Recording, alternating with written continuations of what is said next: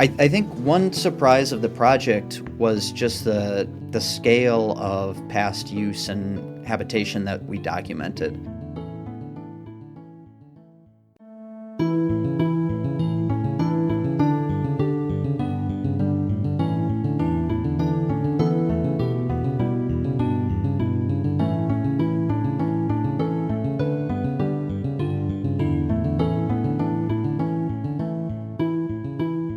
Welcome to Leski, a podcast on new ideas in ancient Greek studies.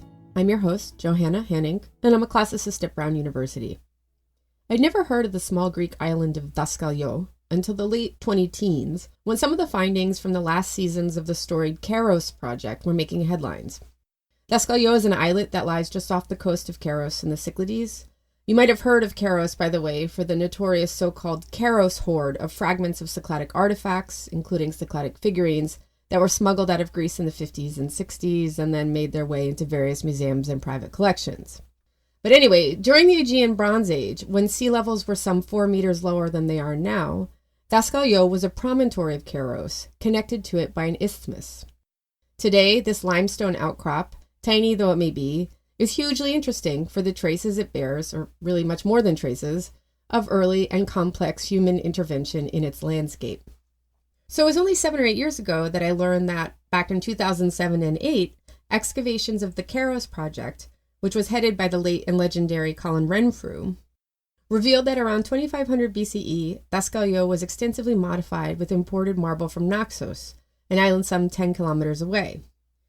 The construction had required substantial planning and labor, with terrace structures covering much of the island. And those structures in turn had served to enhance the island's natural pyramid shape and its monumental silhouette. What's perhaps most famous about Daskalio, however, is the extensive complex of drainage tunnels that were discovered under a set of stairs. That network of piping predates the famous plumbed palace of Knossos by something like 1,000 years. So Daskalio is sort of a sensational and unusual example, but all the international headlines around the Keros project's findings some 7 or 8 years ago had marked the first time that these teeny tiny Cycladic islands really entered onto my radar as such.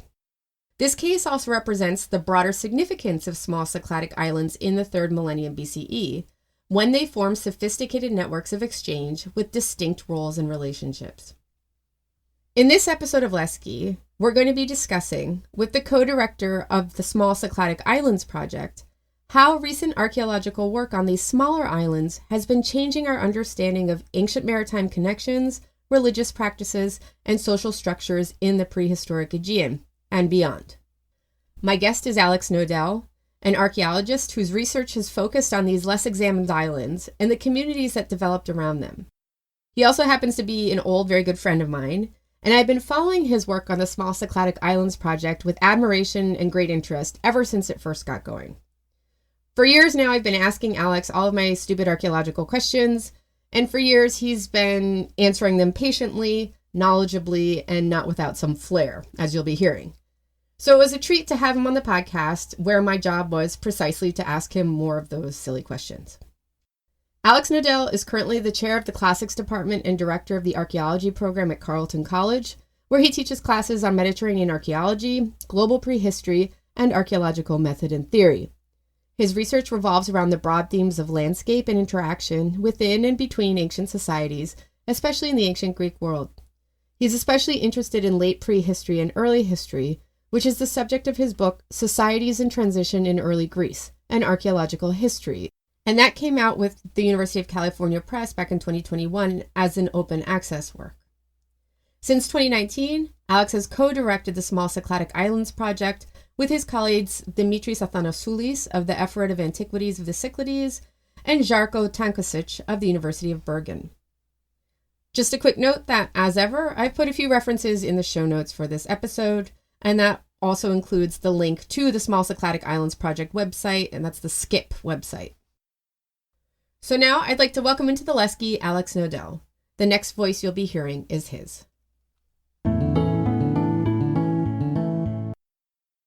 I guess there are a few different points of origin for this project. I mean, it's a nice time to kind of reflect on it now since we just completed the 6th and for now anyway, final season of field work, wrapping up 6 summer field seasons of archaeological survey in the Cyclades.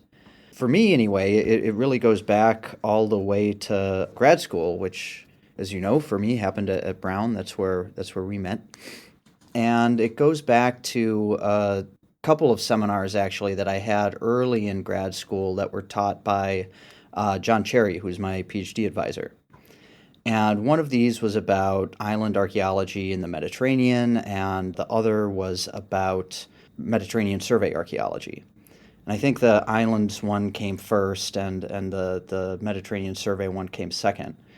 And anyway, in the islands one, something came up about all of these tiny, really tiny, small, uninhabited islands, really across the whole Mediterranean, but that there are a lot of them in Greece, as you might imagine, especially in the Cyclades. And I think John made some comment like, oh, wouldn't it be a fun project to go, visit these places and see, if they were always uninhabited or what's happened in them at different points in the past. And that kind of stuck with me. So a year or two later, I don't remember exactly the timeline, we had this survey archaeology course. And instead of doing a final paper for that particular seminar, our charge was to write a mock grant application.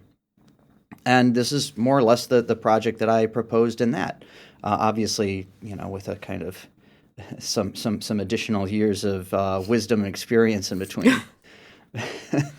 But anyway, so at that point, I think I called it in the title of that grant application the Goat Island Project, because this was partly inspired also by some reading that I'd been doing, work by Christy Konstantakopoulou, her then recently published book, The Dance of the Islands, where she talks about goat islands and some of these very small places that were used in antiquity for keeping goats and for various other purposes. So anyway, I did this mock proposal, and then I kind of, didn't think about it again too much for a long time. I got doing other things. I wrote my PhD dissertation about the Euboean Gulf in Greece, and then later on that became a book. Well, it went through a few different iterations and kind of expanded to a larger study of central Greece. But that kind of maritime interest was always there, especially in thinking about maritime connectivity. So initially, in my PhD dissertation, I was thinking about the Euboean Gulf as kind of a maritime conduit, and in a way that sort of fed into Skip thinking about maritime interaction zones and especially like marginal places and these types of things. I also did another field project before coming to Skip that was called the Mazi Archaeological Project with my colleague Sylvian Fichard and Calliope Papangali. That was in 2014 to 2017. And anyway, I'm getting to the actual point here. But you're making me feel old because I've known you for all of these things, and I remember right. all of these phases, and now I feel like it sounds like so many years of different things. Yeah, I guess it was a lot of time. I mean, that was the Mazi project started more than 10 years ago now.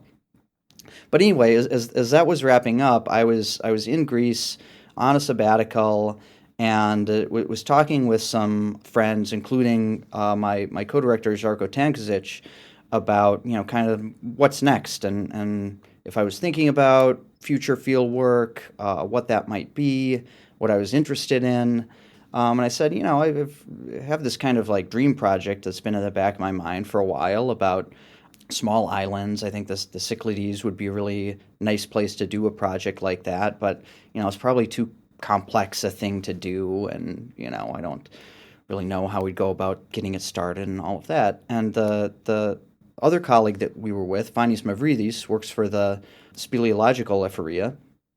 He said, I work pretty closely with the Cycladic ephoria, and I bet they'd be really interested in this. Our colleagues there have been doing work on small uninhabited islands previously in a few different places. He thought that there might be some interest, and he said I could see if we could set up a meeting, with the director of the Ephorate, who's now my co-director, or rather the overall director of the project, Demetris Athanasoulis. So we met back then in probably by this point it was like the spring of 2018 or fall of 2017, somewhere in there, and Demetris had a lot of enthusiasm for the project or for the idea, and was really interested in making this a collaboration with the Ephorate, not least because colleagues like Zosi Papadopoulou had been doing work on Rhenia, and even on a couple of the islands that we would later survey and skip, like Sirifopula and Kitriani in the western Cyclades. So there was already some interest there on the part of the Ephorate, and doing something kind of larger scale and more systematic across the Cycladic archipelago as a whole seemed like a really interesting prospect. So that was the sort of origin of this collaboration. We got started the next year, 2019. I guess we went through a permit application process in 2018 and then got started in 2019. And here we are, 6 years later. Having wrapped up for now. Yeah. Could you say a little bit about how the work on Skip connects to the arguments that you made in your book, The Societies in Transition in Early Greece book? You were arguing there about networks, or how you were using network theory and thinking about connectivity, kind of, going back. There's a little bit of the spirit of Christie in that with her Dance of the Islands. And yeah, how did one thing lead to another in that sense, or on those themes? Yeah, I mean, I guess they come out of sort of broader interests that I have that kind of cut across a lot of the work that I've done on landscape and interaction and movement. These kind of three big things and how they relate to changes that we see in the way that societies organize themselves in the very long term. So we talk about this a lot in archaeology in terms of social complexity or transitions in social complexity. So that's something that, in my book I was working on in central Greece, thinking about sort of both maritime and terrestrial frameworks for interaction, how people are interacting across regions, especially, and how we can track different trajectories of development in different regions or different microregions, especially in central Greece. And so I guess the SKIP project is comparable in the sense that it's sort of an even more fragmented version of that. We're doing these surveys of tiny little currently uninhabited islands, and on the one hand, the project is a series of miniature projects that are individual studies of these individual islands and the kind of changes that they go through in terms of their human occupation or use, this sort of thing, in the very long term, from prehistory really to the present. And then on the other hand, we're interested in kind of comparing patterns across the region as a whole. I guess that's how one of these things relates to the other. Let's say my book project related to the Cyclades project in terms of having some shared interests and motivations. But in practice, I guess they're really different. My book, I was working with, building upon the work that previous generations of scholars had put together, compiling data from a variety of published sources. Sometimes we call this legacy data in archaeology. Whereas with SKIP, we were starting anew, right? And it was a big team project involving a lot of different people. I totted this up recently. I think we had 70 individual team members from about a dozen different countries involved. And so this was also an opportunity to kind of build a data set from the ground up, right, to address some of these questions of, landscape interaction and the long-term changes in these things we see in the kind of micro scale of an individual tiny island, but then also on the regional scale to see what sort of patterns come out of these data sets. Could you talk a little bit about the features of the Cycladic archipelago? So we were just talking in the pre-recording about the tremors, the seismic activity going on around Santorini right now. What are some of the geomorphic features of the archipelago? And then, maybe what are some other maybe kind of like historical, cultural, anthropological features? Like what binds this island system together? Well, it's really a group of small islands. We're looking at the kind of smallest of the small. There are about, depending on how you count, about 200 islands in the Cyclades. Only about 20 of those are inhabited today. I was struck by that when I was reading the papers that you sent me, that 10% sort of rough figure in terms of how many are inhabited. Yeah, and I say it depends on how you count, because it depends if you count a rock that's just sort of sticking up out of the sea as an island, or if you have some kind of size thresholds that you want to use. For our project, we surveyed 87 small islands in the archipelago over the course of these 6 field seasons, and they range in size from less than 1 hectare, like a half hectare, smaller than the size of a football field, all the way to about 18 square kilometers with the island of Poliagos, and that's the largest currently uninhabited island in the Aegean. Although it's a bit of a misnomer to call it uninhabited, because it in fact has a population of 2 at the moment. And do they hate each other? No, they're married. Well, I don't know. My question still stands. They're very nice people. Their names are Petros and Eleftheria, and they split their time between Poliagos and the neighboring island of Kymelos. Kymelos is a pretty quiet place, but they say it's too loud for them, so that's why they like to spend time on Poliagos and continue to have the little farm that they operate there. Well, what makes small islands interesting from an island archaeology perspective? Yeah, good question. So, I mean, I think small islands are really interesting. That's probably obvious given the scope of this project. But think about it this way. So we're just talking about the Cyclades and how, like 10% of these islands are inhabited. And that's a kind of broad pattern throughout Greece as well. Again, depending on how you count, you can tot up like 800 to 2,000 islands that are in Greece. Only a fraction of those are inhabited.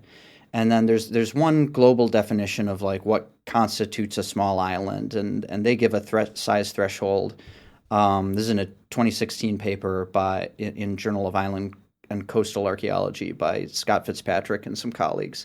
And they give this sort of threshold, big picture definition of 500 square kilometers, saying that below that, we're talking about a kind of geographical, ecological unit that could be called a small island.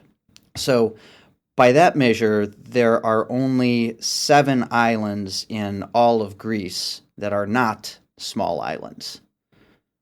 So, right from the get-go, this question of kind of small islands is really, really interesting in the Greek context, because there's so many examples across, so many different geographical scales.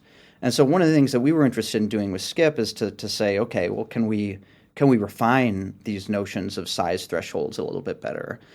We see a lot of these places that are uninhabited right now, and of course a lot of things that count as small islands by that global definition in Greece that have really significant populations today. But how can we parse this a little bit better to understand what types of things people could do with different types of places and at different times?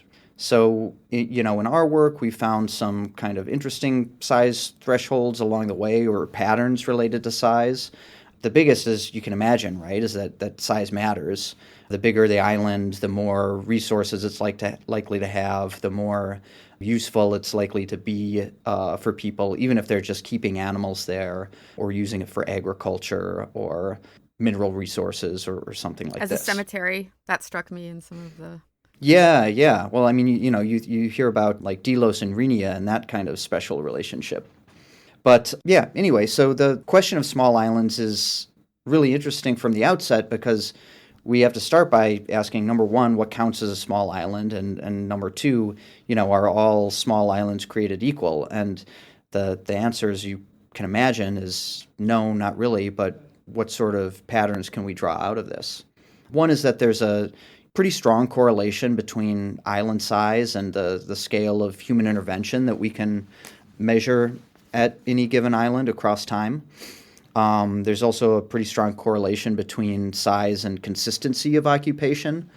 We tend to see more specialized uses on really small islands, whereas on the kind of larger size scales, we see more evidence of habitation or consistent use over time, these sorts of things. So what was a day in the life of the project like? So you guys say, I know you spent quite a lot of time on Paros. So you wake up on Paros and then you hop on the boat. What happens during the day? What do you actually do? Most days we'd get up pretty early in the morning, usually between 5:30 and 6:30 or so, depending on what our departure time was from the port. And then we'd make it down to whatever port we were using and whatever boat we were taking, load up the equipment that we needed, load up the team, and depart for, the island that we were going to be working on that day. Did you have your own boat? I mean, did you have your own skipper? Yeah, so we probably used about 30 different boats throughout the course of the project, depending on where we were staying and where we needed to go. So there was a lot of changeover there, a lot of organization. As you might imagine, it was a challenging project to organize from a logistical perspective. But so our kind of start time and finish time would vary based on the captains that we were working with and whatever else they had going on, or how early they wanted to leave versus how late they wanted to work in the day. But anyway, we'd make it down to the boat, load our stuff up, load our team up, and set off for wherever we were going to survey. And some days that was a 10-minute trip, and other days it was a 3-hour trip. It just really depended how far out we were going and what kind of boat we had. Some boats are a lot faster than others, as you might imagine. So we'd set off, we'd get to the island where we're working, and then the question of landing was also pretty variable. Early on in the project, we had a lot of what we started calling wet landings, where we would have to, swim or wade or do some combination of swimming and wading to get from the boat to the shore. But as the project went on, we started working with more experienced captains, I'm glad to say, and so the percentage of landings that were wet went down significantly, and we didn't have to do that too often. But the first year, we were doing a lot of that. So we'd get on shore, get dried off, ready to go, set up, and then we would survey each island where we were doing field work with a kind of 2 or 3 part team of field walkers who are doing a systematic survey of the island. The island's kind of divided up into survey units of about 50 by 100 or 100 by 100 meters, with a group of 5 field walkers walking parallel lines side by side across the landscape, counting and collecting artifacts as they go. So at the same time, a separate team was dedicated to recording archaeological features. So these are mostly architectural remains, but they could also be rock-cut features, earthworks, other aspects of the built environment, things that, we wouldn't be collecting, right? So after the field walking, after we kind of pick up the pottery that we're going to collect that has sort of diagnostic value, along with all examples of chipstone tools, mostly obsidian, and all of that has some diagnostic value, so we typically collect everything there. We take that material back to the lab, and as the project's going on, as the fieldwork's going on, another team is working in the apotheke of the Ephorate to study the finds and collect the preliminary kind of chronological and functional information about these finds. So doing these things at the same time also helped us decide on priorities for kind of next level work. If we wanted to go back and revisit a site or do more detailed collections in a particular place, we could do that. And we had sort of limited time to do that when we were there, right? We'd have to go back sometimes like the next day or 2 days after and make those decisions about, whether to invest more time on one island or kind of move on to the next one. How many islands did you survey in a season typically? It varied. I think the first field season, we probably surveyed about 10. In later field seasons, with bigger teams and a little bit more time, sometimes, I think maybe one year was 18, another year was 22. The year that we surveyed Poliagos, most of that field season was dedicated to that one island, that very large island. So it really varied based on the sizes of the places that we were working. I bet a lot of them blur together, but what was one or two standouts? Well, there are a lot. In the pre-show meeting that we just had, we were talking about this place called Anidros, which is just between Amorgos and Santorini.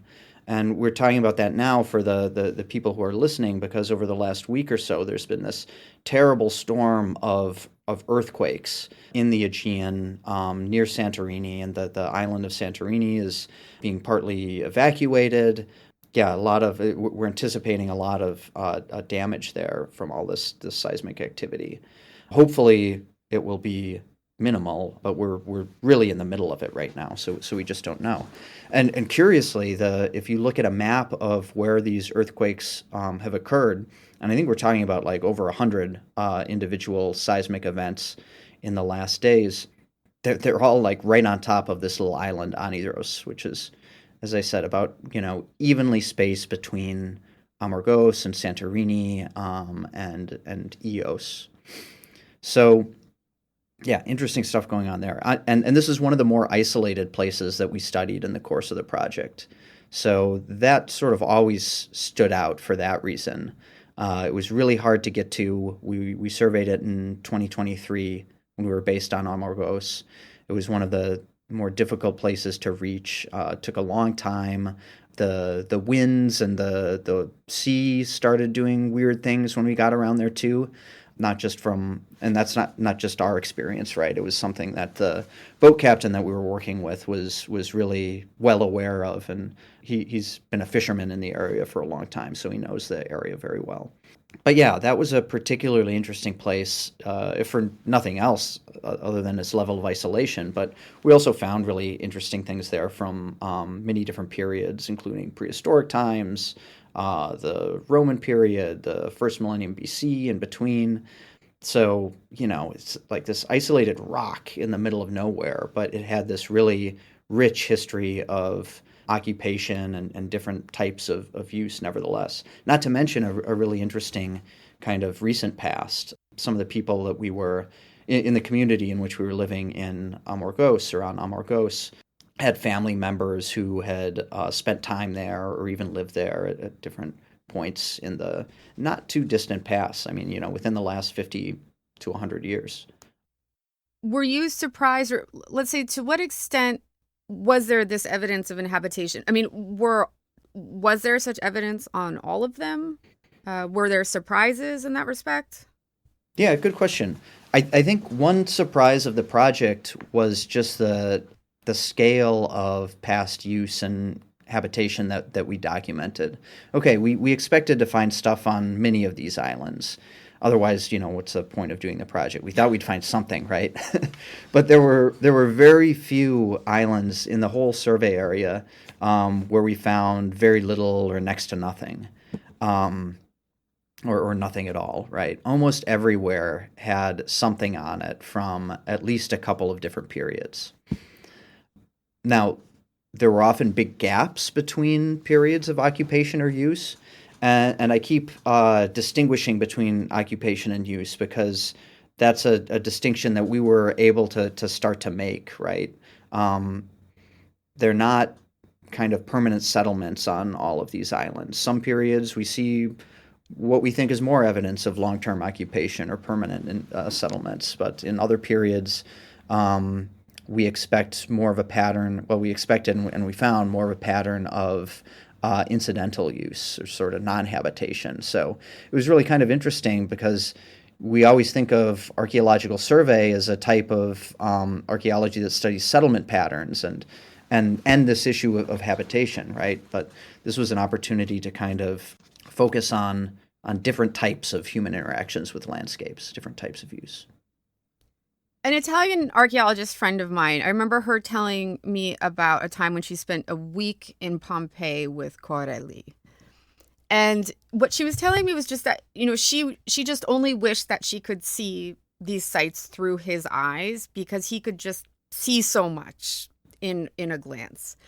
And I'm curious whether as these seasons passed and as you're seeing 10, 20, 40, 60, 80 islands, when you hopped off in this last season, when you would hop off on a totally off the boat onto a totally new island, did you feel like you were, what was your sort of field of vision like? What could you suss out just like almost instinctually by the end about a place?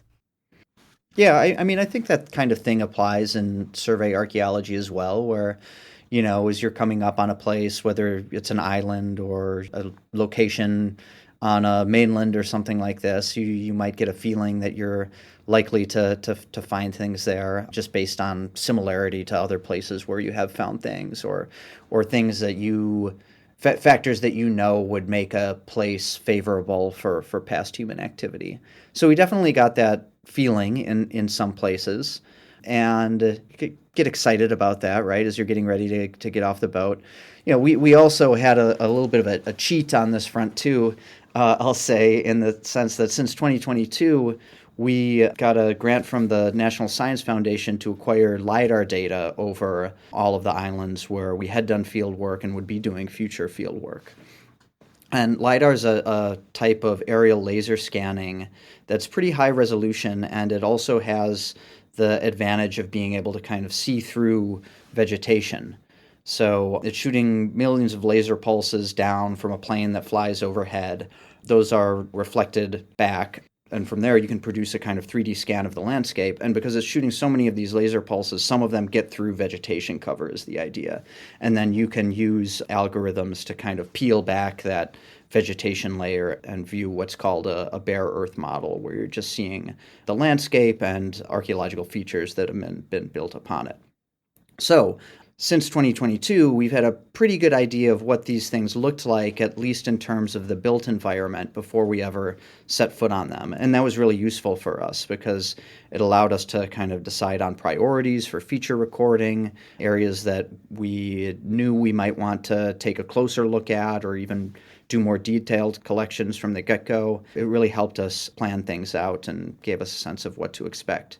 Now, what it can't do is see artifacts and collect artifacts and analyze them for the types of chronological and functional information that are really, really important for us too. If we want to study the long-term development of a place, we're getting most of our chronological information from the artifactual record. So the LiDAR gives us a really good sense of the built environment, but we still need that pedestrian survey as well to go along with it. It's the question you're never supposed to ask an archaeologist these days, but what was the coolest stuff you found? The coolest stuff that we found, oh man, there's a ton of it. We could talk about this in terms of many different time periods. We could talk about it in terms of like stuff that we found that was totally unknown versus stuff that was partially known that we were able to add to the picture on. So, I mean, there's this huge range. Could you just give like one or two examples of something that was of things that were really interesting? Yeah, of course. So I'll give you the classic archaeological answer to that, which is say, oh, well, it's not really about the individual finds. It's about the patterns that we can see. That's why I know I'm not supposed to ask a question. I mean, we saw really interesting patterns from the prehistoric period especially, which raised the number of sites of the Neolithic period that are known in the Cyclades by a lot. Same for the early Bronze Age, but also it tells us that these really small places that we tend to think of as insignificant and marginal today were in fact really central to the way people were moving around the Aegean in very early times. And that makes sense, of course, right? Because you have to imagine these people literally paddling around in dugout canoes, right? There's no sail until about 2000 BC in the Middle Bronze Age. So anything earlier than that, people are getting around on paddle power. And these places being spaced close together, whether we're talking about long-term settlements or just stopovers and kind of safe anchorages if the weather starts to turn or the sea gets bad, or just to stop for the night on a longer journey, these are really, really important. And we can see that play out really well in the kind of density of the sites. Now, we also found new sites of many different periods, especially prehistoric periods, that are really, really cool and would be worthy of further excavation. We found a new Neolithic site near Paros. We found that's pretty big and seems to contain it seems to include a perimeter wall and this sort of thing. We found a new multi-period Bronze Age site on the island of Peliagos, and this had the sort of whole range of remains related to that we think constitute a pretty major settlement that was occupied for a very long time. I want to ask you a question about that, if I can, because you're talking about the dugout canoes and how people are moving. So, a lot of these islands lack permanent water sources, Hmm. but they show this evidence of periodic occupation, and I was just wondering what this tells us about maritime mobility in the past on that scale, and resource management. I mean, the like wild example is Daskalio, but I assume that that's kind of like a one-off in that ecosystem, or is it? I mean, how is all this working with sort of even just people getting water, or Daskalio also has just unbelievable amounts of what was it, Naxian marble on it. How are people Hmm. moving all this stuff on that scale so early? I mean, in their canoes, right? So yeah, I agree. It's totally baffling, and it's part of this wider kind of pattern that we've seen since the Neolithic period. People are capable of doing, on the one hand, sort of large scale migrations via these little canoes over very long distances. Our earliest evidence for the Neolithic, for example, comes from Knossos in Crete, and that's Neolithic migrants coming from Southwest Asia, and they're coming with the whole so-called Neolithic package. So all of the domesticated plants and animals came with them. So, they're bringing cows, pigs, sheep, goats, not to mention plant seeds and all of this sort of stuff. And they're bringing that with them from Southwest Asia to get all the way to Crete. So you have to think about, these little animals, and not just a few of them. They're bringing over a breeding population of them over very, very long distances. So there's a lot of planning that had to have gone into this, and a lot of kind of back and forth and repeated journeys. So I think we can imagine the same thing in the case of early Bronze Age Daskalio, where people are, especially in that kind of southern Naxos to Small Cyclades, to Keros and Amorgos group of islands. I think there's just tons of habitual movement going back and forth, and bringing materials that include raw materials for building, as well as things like water. We're finding lots and lots of transport containers on these islands from many different periods. So people are bringing water on the one hand, but they're also really invested in water gathering on these places, setting up things like water channels, systems to direct rainwater, cisterns. Those are really important as well. We don't see them everywhere, but we see them in a lot of places, and part of that's to deal with this water issue. Some of these little islands where we've been surveying have natural water sources, but the vast majority don't. And this might also speak to like seasonal use. They become a lot more viable in the wintertime when there's more rain and you can gather more sort of water, collect more rainwater more easily. So they have the snow bunnies come then. Yeah, that's right. The snow goats, right? Yeah, and we know this also from talking with shepherds, that you can bring your goats to some of these islands in the wintertime and they can live on rainwater. But if you try to put them on there in the summer for a really long time and you're not bringing them anything, then they won't make it. Although goats, you might not know, can drink salt water. They can drink seawater for a fairly long amount of time. Not like forever, but they can survive on it for a while. Huh, I did not know that. Well, I was going to ask you this question later. I alluded to it before, but Skip has documented evidence through multiple historical periods, really all the way up to modernity. And so I was curious about to what extent, or really how valuable ethnographic information is from modern inhabitants of these islands or surrounding islands. How did that factor into your interpretations of ancient patterns of island use? So the modern ethnographic record was really, really important, and we had a component of the project sort of dedicated to collecting oral histories and doing what we call archaeological ethnography. So that is to say, ethnography in the context of an archaeological project with a particular interest in how people relate to the past in contemporary contexts. So the two people who were heading that up at various points in time were Ioana Antoniadou and Vasco Dimu. and they were interviewing people in the communities in which we were living and working over the last few years. They also organized several events in these communities to give an opportunity for the project to talk about what we've been doing, our overall kind of results, why we think it's interesting and important, answer questions that people might have. But it's also an opportunity to kind of gather perspectives from the local community on what they think about these places that we're also interested in, how they interact with them, and also just sort of what they think about the cultural heritage and archaeological issues that we're interested in as well. So that's been really important for us. It's been interesting for us, too, as like a truly diachronic project, right? So we can get some of our best information by just talking with people, especially about the recent past.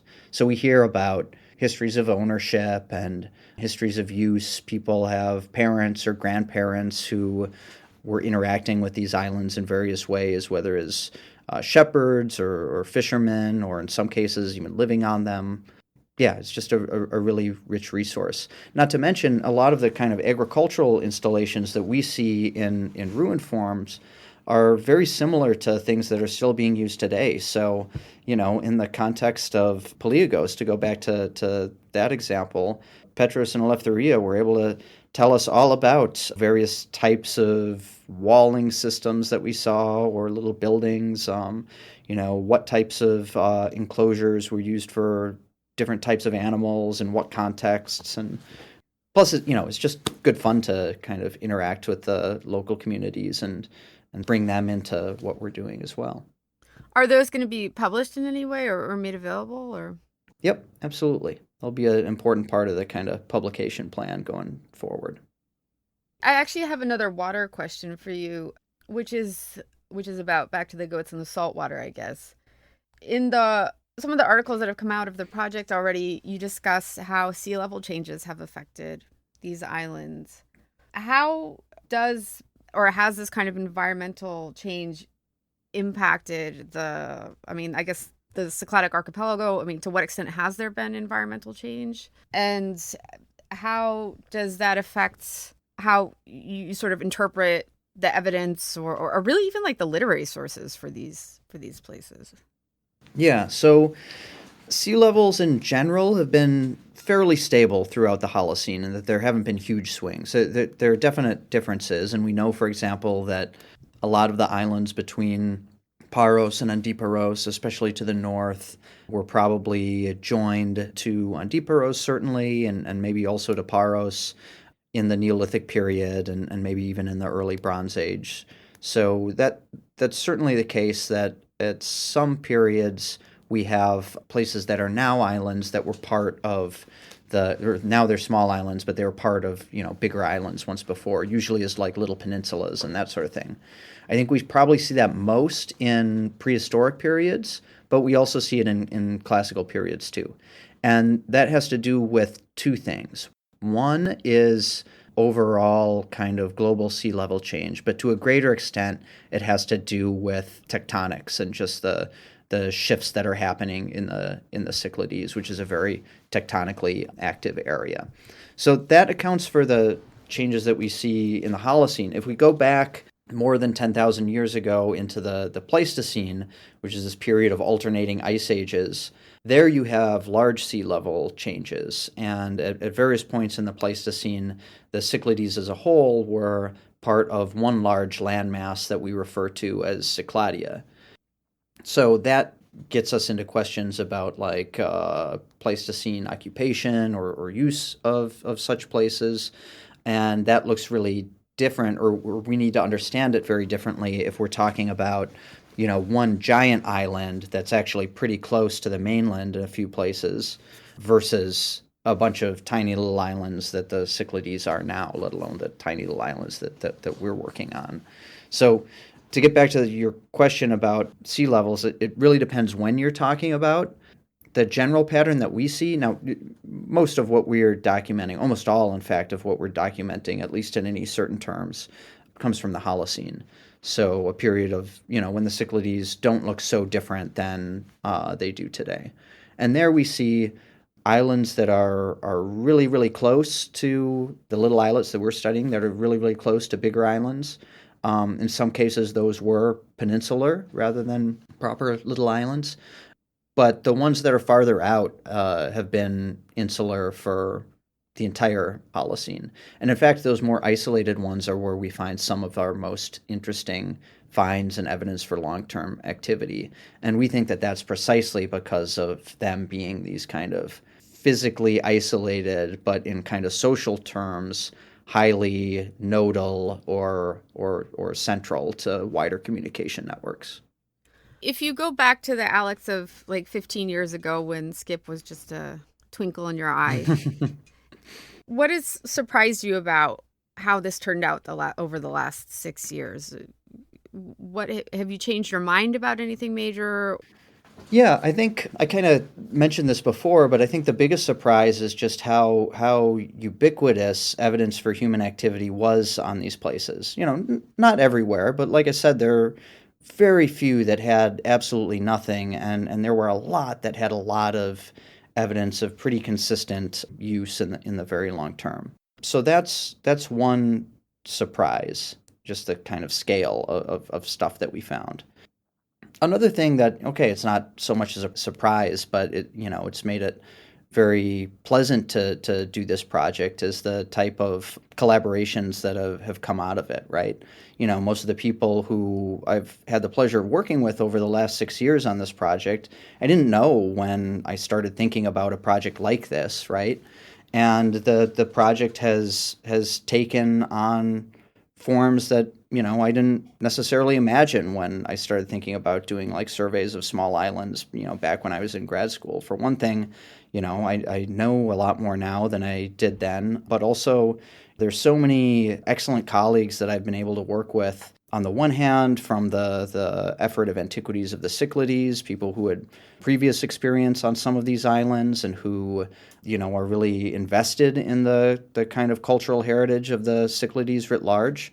These have just been kind of invaluable relationships to the project as a whole, and it's been a real pleasure working with a range of people there. And then there's also a whole kind of group of students and scholars that I didn't know back then that have made the project what it is now. And it's really thanks to them also that we've been able to, all of these colleagues, that we've been able to kind of put these data sets together relatively quickly and kind of keep up with the data processing, the artifact processing while we're in the field, the necessary report writing that happens afterward and that forms a basis for presentations at conferences or lectures that we have been able to develop into some early publications. I guess the biggest surprise is that a project like this was able to happen at all, right? and that relies, entirely on the contributions of many different people, plus the good grace of my colleagues and collaborators, especially Demetris Athanasoulis and Žarko Tankosić, to believe in it and want to pursue this as a collaborative effort. But also that, we were able to do this project relatively free of major issues, right? We didn't have any, there's a fair amount of risk involved in a project like this. And we were very careful about that and always made safety a major priority. But, we didn't have any major safety issues or concerns. Nobody got hurt, at least not in any serious way. Yeah, it just went smoother than I would have ever imagined it. And again, I've got this great group of collaborators, participants, specialists, students, colleagues, everyone to thank for that. It was just a really great group of people to work with, and it's never a guarantee that that's going to be the case. Do you wish you had another season, or you feel like it's wrapped up?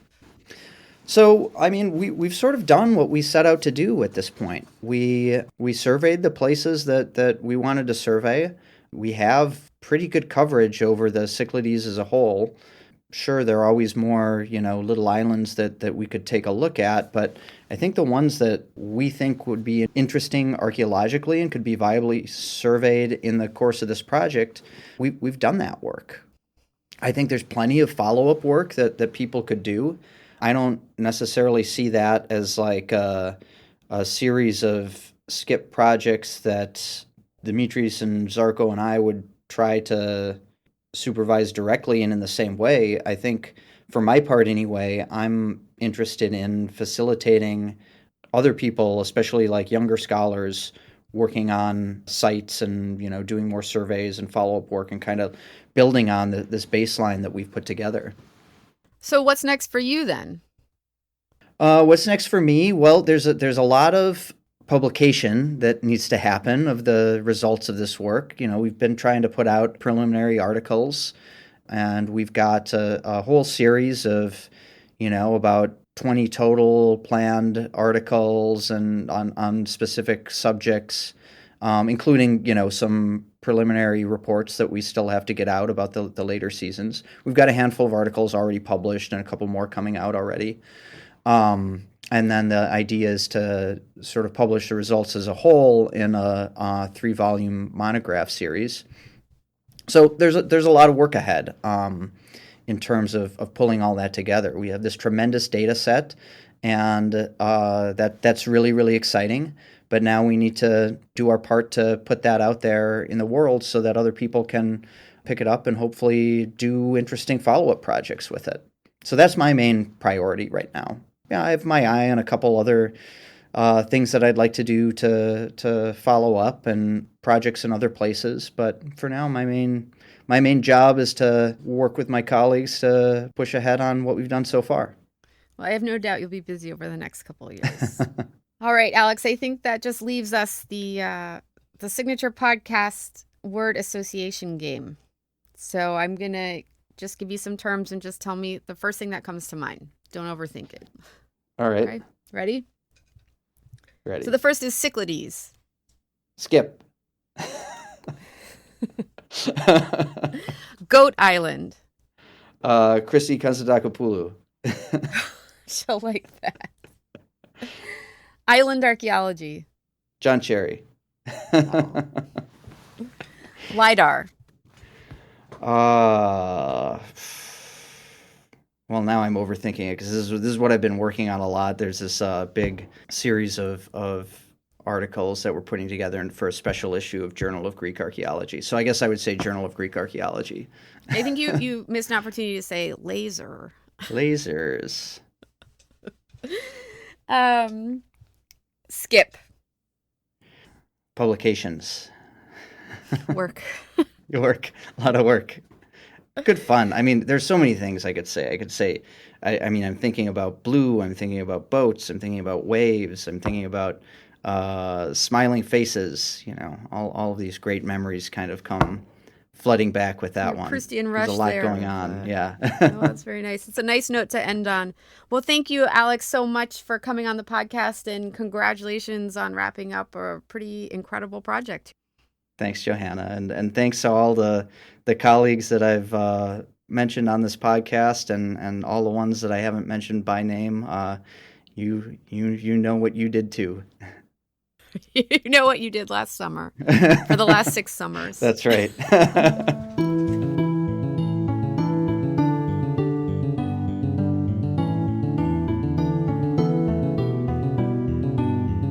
Thank you for joining us for this episode of the Lesky Podcast. And special thanks for their support of the podcast to the Brown University Department of Classics and the John Nicholas Brown Center for Advanced Study. Don't forget to subscribe to the podcast so you never miss an episode. And we'd be grateful if you'd take a moment to rate the podcast and leave a review. It will help other listeners to find us. We look forward to you joining us again soon here in the Lesky.